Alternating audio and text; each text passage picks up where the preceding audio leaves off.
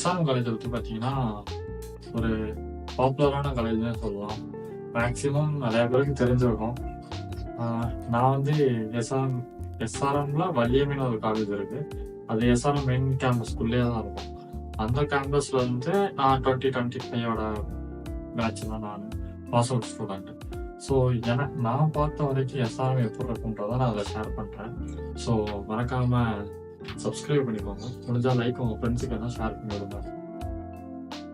SRM college பார்த்தீங்கன்னா ஒரு deemed university. இது வந்து எப்படின்னா உள்ளுக்குள்ளேயே பார்த்தீங்கன்னா அந்த கேம்பஸ்க்குள்ளேயே மெடிக்கல் இருக்கு, இன்ஜினியரிங் இருக்கு, ஆர்ட்ஸ் இருக்கு. ஸோ அந்த மாதிரி ஒரு யூனிவர்ஸ்னு சொல்லலாம். அதை எல்லா கோர்ஸுமே உள்ள இருக்கும். மேக்ஸிமம் உங்களுக்கு ஃபீஸ் வைஸாக பார்த்தீங்கன்னா கொஞ்சம் ஹை தான் கம்பேர்ட் டு அதர் காலேஜ்.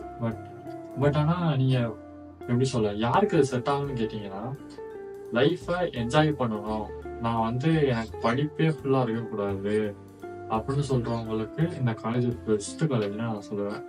ஆனால் தமிழில் அதை விட ஃபுல்லாக பார்த்தீங்கன்னா நார்த் இந்தியன்ஸ் அதிகம். ஃபுல்லாக மேக்ஸிமம் தெலுங்கு பீப்புள்ஸ், ஹிந்தி அவங்க தான் அதிகமாக இருப்பாங்க. ஸ்டாஃப்ஸ் மோஸ்ட்லி ஃபுல்லாக பார்த்தீங்கன்னா கம்யூனிகேஷன் ஃபுல்லாமே இங்கிலீஷில் இருக்க மாதிரி தான் இருக்கும். இங்கிலீஷ் கம்யூனிகேஷன் வந்து நீங்கள் டெவலப் பண்ணிடலாம் ஈஸியாக. மற்றபடி சொல்லணும்னா இங்கே கேம்பஸில் எக்ஸாம் நடக்கிறதோ இல்லையோ, ஆனால் வீக்லி ஒன்ஸ் எப்படியாச்சும் ஒரு ஈவெண்ட் நடந்துடும். ஏதாச்சும் ரோடு ஈவெண்ட், ஆடிட்டோரியத்துக்குள்ள ஈவெண்ட், அந்த மாதிரி உங்களுக்கு ஈவெண்ட் அடிக்கடி வச்சுக்கிட்டே இருப்பாங்க. மிலான் எத்தனை பேருக்கு தெரியும் தெரியல. மிலான் தெரியும் சொல்லுவாங்க, கமெண்ட்ல சொல்லுங்க. மிலான் ஒரு பெரிய ஈவெண்ட் நடக்கும். ஆக்சுவலி அது பார்த்தீங்கன்னா 1 month தான் அந்த ஈவெண்ட். ஒரு டே பை டே ஒவ்வொரு பேர் வச்சு லாஸ்ட்டாக மிலான் கொண்டு வருவாங்க. அது வந்து ரொம்ப கிராண்டாகவே இருக்கும். பெரிய பெரிய ஆக்டர்ஸ் அந்த மாதிரி எல்லாம் உள்ள கொண்டு வருவாங்க. அது ஒரு ஒன் ஆஃப் த பெஸ்ட்னே சொல்லுவேன். மற்றபடி ஸ்டடீஸ் வைஸில் போனீங்கன்னா பிளேஸ்மெண்ட் வைஸ் கொஞ்சம் கம்மி தான் சொன்னாங்க.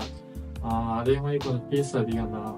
காலேஜ் வந்து இன்ஃப்ராஸ்ட்ரக்சர்லாம் பயங்கரமாக இருக்கும். அதுலேயும் இப்போ புதுசாக டெக் பார்க் பக்கத்தில் இன்னொரு பில்டிங் வேறு ஓப்பன் பண்ணிக்கிட்டு இருக்காங்க. அதெல்லாம் அல்டிமேட்டாக இருக்குது. ரெண்டாவது வேற என்ன சொல்லலாம் பார்த்தீங்கன்னா, ஒன்றுங்க மேக்ஸிமம் இந்த சிங்கிளாக வரவங்கலாம் அங்கே வந்து கமிட்ல ஆகலாம். ஆனால் அந்த நான் பொண்ணே பார்க்க மாட்டேன் அப்படின்னு சொல்கிறவங்க வந்து இங்கே கொஞ்சம் கட் பண்ணாங்க. ஏன்னா மோஸ்ட்லி இவனுங்க பண்ணுறதுல தாங்காது.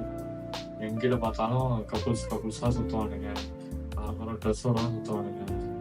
இங்கே அதே மாதிரி எஸ்ஆர்எம்க்கு பேக் சைடுன்னு போனீங்கன்னா டிஆர்எஸ்ன்னு தான் சொல்லுவாங்க.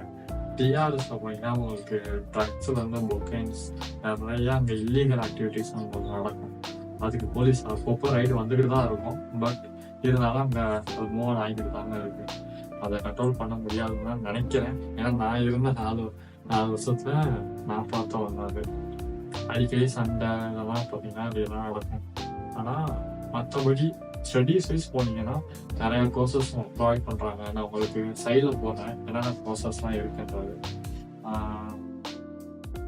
மற்றபடி உள்ள ஹாஸ்டலுமே பார்த்தீங்கன்னா உள்ளுக்குள்ளேயே இருக்கும், கேம்பஸ்குள்ளேயே இருக்கும். மொத்தம் எஸ்ஆர்எம் ஃபர்ஸ்ட் ஆஃப் ஆல் நான் சொல்லுவேன், எஸ்ஆர்எம் எத்தனை இருக்குன்றது தெரிஞ்சுக்கோங்க. எஸ்ஆர்எம் பார்த்தீங்கன்னா சென்னையிலே மொத்தம் 3 இருக்கு.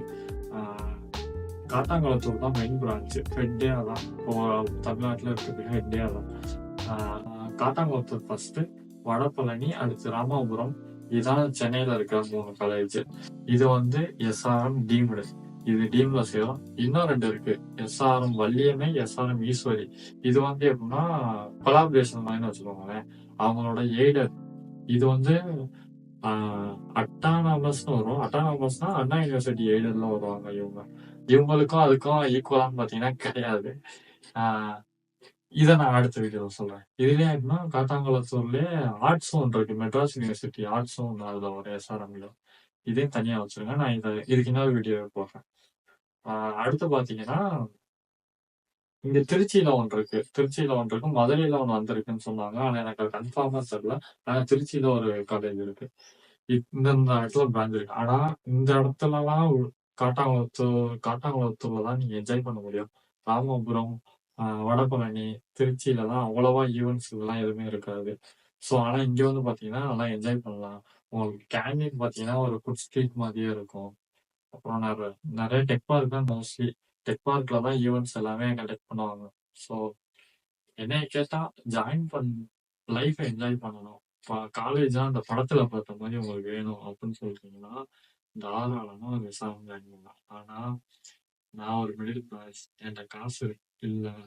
நான் வந்து நல்லா படிச்ச உடனே எனக்கு பிளேஸ்மெண்ட் கண்டிப்பா வேணும்னா எஸ்ஆர்எம் வேணாம். வேற வேற ஏதாச்சும் பெஸ்ட் சாய்ஸ் போகணும். வேற எஸ்ஆர்எம் பத்தி சொல்லணும்னா, எஸ்ஆர்எம் ஸ்டாஃப்ஸ் இன்டர்னல் இதுல பாத்தீங்கன்னா ஸ்டாஃப் வைஸ்ல நீங்க அவங்க அவங்க சொல்றதுக்கு ஆமா சாமி போட்டீங்கன்னா நீங்க பாஸ். இல்ல முடியாது அப்படின்னு நின்றீங்கன்னா அவங்க இன்டர்னல்ல உங்களுக்கு ஆஃப் வச்சு விட்டுருவாங்க. மற்றபடி இந்த அட்டண்டன்ஸ் கொஞ்சம் 75% மாதிரி இருக்கும். இந்த இல்லீகல் ஆக்டிவிட்டீஸ்லாம் கொஞ்சம் ஜாயின் பண்ணாம பார்த்துக்கோங்க. ஏன்னா மாட்டினீங்கன்னா கொஞ்சம் போலீஸ் கேஸ் அதுன்னு நீங்க அலைஞ்சிருவீங்க. அதுலயே இருக்கும். மற்றபடி நல்ல காலேஜ் தாங்க. வேற எதுவும் எஸ்ஆர்எம் பத்தி உங்களுக்கு டீட்டெயில்ஸ் வேணுமா எனக்கு கமெண்ட்ல சொல்லுங்க. நான் உங்களுக்கு நெக்ஸ்ட் வீடியோல ஃபுல்லா சொல்றேன். நெக்ஸ்ட் வீடியோ எஸ்ஆர்எம் வலிமை பத்தி சொல்றேன். ஏன்னா நான் அங்கே தான் படித்தேன்.